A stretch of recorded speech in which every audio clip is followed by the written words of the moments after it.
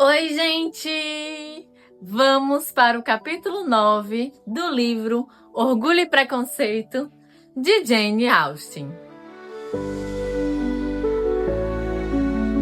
Elizabeth passou a maior parte da noite no quarto da irmã e pela manhã teve o prazer de poder enviar uma resposta favorável às perguntas que muito cedo, por meio da governanta, havia recebido do Sr. Bingley e aquelas feitas um pouco mais tarde pelas duas elegantes senhoras que serviam as irmãs dele.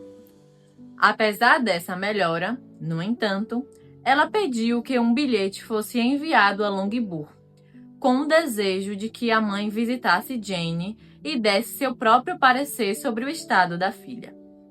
O bilhete foi imediatamente expedido e o pedido foi atendido sem demora. A senhora Bennet, acompanhada das duas filhas mais novas, chegou a Netherfield logo depois do café da manhã. Se fosse encontrar Jane em aparente perigo, a senhora Bennet se sentiria realmente aflita. Mas mesmo satisfeita ao ver que seu estado de saúde não era alarmante, ela não nutria esperanças de seu restabelecimento imediato, pois sua recuperação plena exigiria provavelmente sua remoção de Netherfield.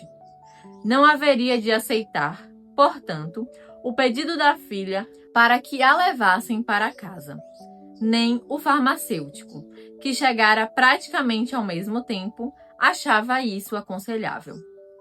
Depois de permanecer por algum tempo com Jane, apareceu a senhorita Bingley, que convidou a mãe e as três filhas a seguirem-na até a sala do café. Bingley foi ao encontro delas, expressando o anseio de que a senhora Bennet não tivesse encontrado a senhorita Bennet pior do que ela esperava. "Assim foi, senhor", respondeu ela. "Ainda está muito doente para ser removida daqui. O Sr. Jones diz que nem devemos pensar em levá-la embora daqui. Teremos de abusar um pouco mais de sua bondade." "Levá-la embora daqui?" exclamou Bingley. "Nem pensar nisso. Estou certo de que minha irmã não vai querer ouvir falar da remoção da doente." "Fique tranquila, minha senhora", disse a senhorita Bingley com delicada frieza, "que a senhorita Bennet vai receber todas as atenções possíveis enquanto permanecer conosco." A senhora Bennet exprimiu em profusão seu reconhecimento. "Com certeza", acrescentou ela, "se não fossem tão bons amigos, não sei o que seria dela, pois está realmente muito doente e sofre muito. Embora com a maior paciência do mundo, que é própria dela, pois tem um temperamento mais doce que jamais me foi dado encontrar. Digo muitas vezes às minhas outras filhas que elas nada se parecem com ela. O senhor tem uma linda sala aqui, Sr. Bingley, e uma vista encantadora para as trilhas do jardim. Não conheço outro local nessa região que seja parecido com Netherfield. Não deverá estar pensando em deixá-lo de repente, espero, embora o tenha alugado por pouco tempo.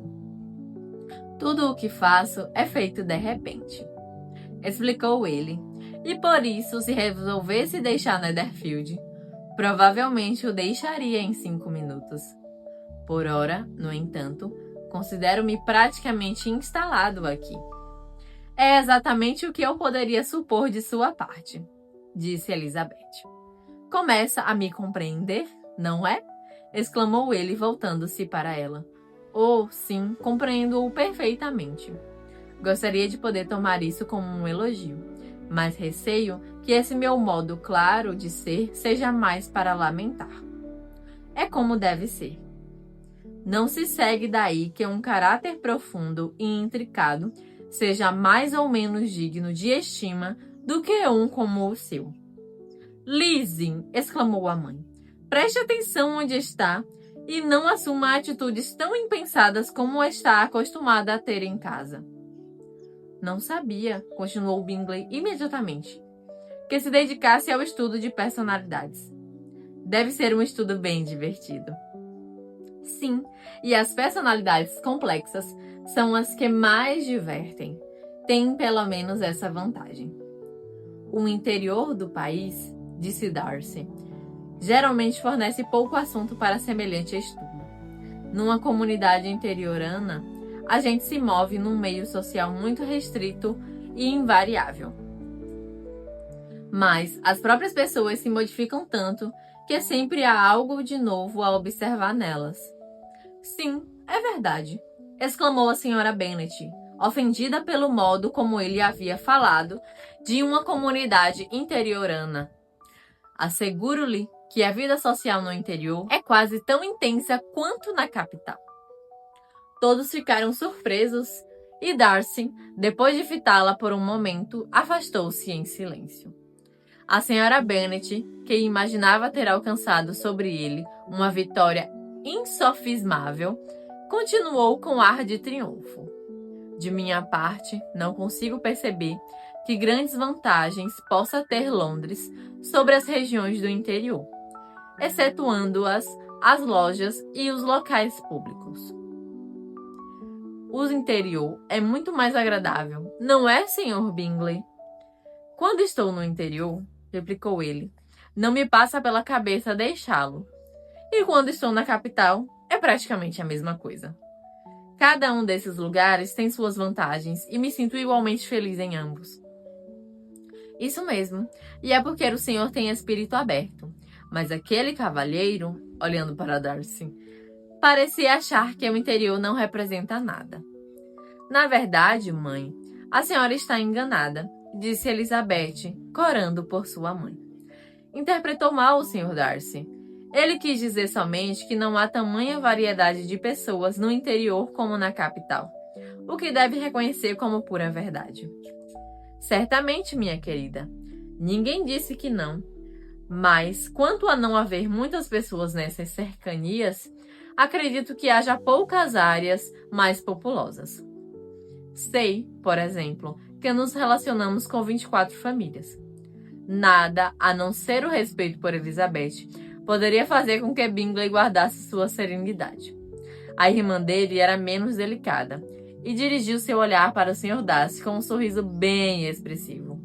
Elizabeth, procurando dizer algo que desviasse as atenções de sua mãe, perguntou-lhe se Charlotte e Lucas estiveram em Longbourn depois de sua partida. Sim, apareceu ontem com o pai. Que homem simpático é Sir William, não é, Sr. Bingley? Que homem de boa aparência, tão afável e tão simples, sempre tem algo a dizer para todos. Essa é minha ideia de boa educação. E aquelas pessoas que se julgam muito importantes e nunca abrem a boca, não passam de uma fraude. Charlotte jantou com vocês? Não, teve de ir para casa. Acho que precisavam dela para preparar os pastéis. Em minha casa, Sr. Bingley, sempre tenho criados que podem fazer seu próprio trabalho. Minhas filhas são educadas de modo muito diferente. Mas cada um é juiz de si próprio, e as senhoritas Lucas são meninas muito boas, posso lhe assegurar. Que pena que não sejam bonitas. Não é que eu ache Charlotte muito feia. Ela é nossa amiga íntima. Parece uma jovem muito simpática. Oh sim, querida, mas deve admitir que é muito feia. A própria Lady Lucas o disse com frequência e inveja a beleza de Jane. Não gosto de me gabar de minhas filhas, mas certamente Jane não é todos os dias que vê uma mais bonita que ela. É o que todos dizem. Não quero confiar em minha própria parcialidade. Quando ela tinha apenas 15 anos de idade, havia um homem na casa de meu irmão, Gardiner, na capital, que se apaixonou de tal modo por ela que minha cunhada tinha certeza de que ele pediria a mão dela antes de regressarmos. Mas ele não o fez. Talvez a tenha julgado jovem demais. Escreveu-lhe alguns versos, no entanto, e bem bonitos, por sinal. E assim terminou o amor dele, disse Elizabeth, impaciente. Tem havido muitos outros, imagino, que fizeram o mesmo. Pergunto-me quem, por primeiro, teria descoberto a eficácia da poesia para espantar o amor. Eu fui habituado a considerar a poesia como o alimento do amor, disse Darcy. De um amor puro, vigoroso e saudável. É possível. Tudo serve de alimento ao que já vingou. Mas se acaso se tratar de uma espécie de inclinação leve e efêmera, estou convencida de que um bom soneto a mata de uma vez. Darcy apenas sorriu, e a pausa geral que se seguiu fez Elizabeth tremer de medo de que sua mãe se expusesse de novo ao ridículo. Tinha vontade de falar, mas não conseguia pensar em nada para dizer. Depois de breve silêncio, a senhora Bennet passou a repetir seus agradecimentos ao Sr. Bingley pela bondade para com Jane e pedindo desculpas também pelo incômodo que Lizzie pudesse lhe causar. O Sr. Bingley foi gentil e sem afetação em sua resposta e obrigou a irmã mais nova a ser igualmente gentil e a dizer o que a ocasião requeria.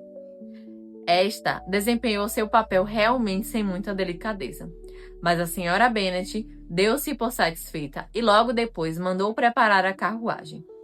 A esse sinal, a mais nova das filhas se adiantou. As duas moças tinham passado o tempo todo da visita aos sussurros entre si. Como resultado, a mais nova teria de relembrar ao Sr. Bingley a promessa que fizera quando havia chegado à região de que daria um baile em Netherfield. Lydia era uma moça forte e bem desenvolvida, de 15 anos de idade, pele linda e expressão risonha. Predileta da mãe, cuja afeição fez com que a apresentasse à sociedade desde a mais tenra idade. Tinha uma incrível espontaneidade e uma espécie de autossuficiência natural que se havia transformado em segurança, tanto pela atenção dos oficiais, a quem o tio oferecia grandes jantares, como por seus graciosos modos que a recomendavam. Nada mais natural, portanto, que ela se dirigisse ao Sr. Bingley a propósito do baile e abruptamente lhe lembrasse a promessa, acrescentando que seria a coisa mais vergonhosa do mundo se ele não a cumprisse. A resposta dele a esse súbito ataque soou deliciosamente aos ouvidos da mãe. Estou perfeitamente pronto, asseguro-lhe, a honrar meu compromisso, e logo que sua irmã estiver reestabelecida, poderá fazer-me o favor, indicar o melhor dia para o baile. Mas você não gostaria de estar dançando enquanto sua irmã estiver de cama. Lydia mostrou-se satisfeita. Oh, sim. Seria muito melhor esperar até que Jane se recuperasse. E por essa época, com toda a probabilidade, o Capitão Carter já teria regressado a Meryton. E quando o senhor tiver dado seu baile, acrescentou ela, vão insistir para que eles também organizem um. Vou dizer ao Coronel Forster que seria realmente vergonhoso se não o fizesse. A senhora Bennet e as filhas partiram, então, e Elizabeth voltou de imediato para junto de Jane, deixando seu próprio comportamento e o de sua família aos comentários das duas senhoras e do Sr. Darcy. Este último, no entanto, preferiu não se juntar a elas nas críticas a Elizabeth, apesar de todo o deboche da senhorita Bingley sobre seus lindos olhos. Até o próximo capítulo. Tchau, tchau!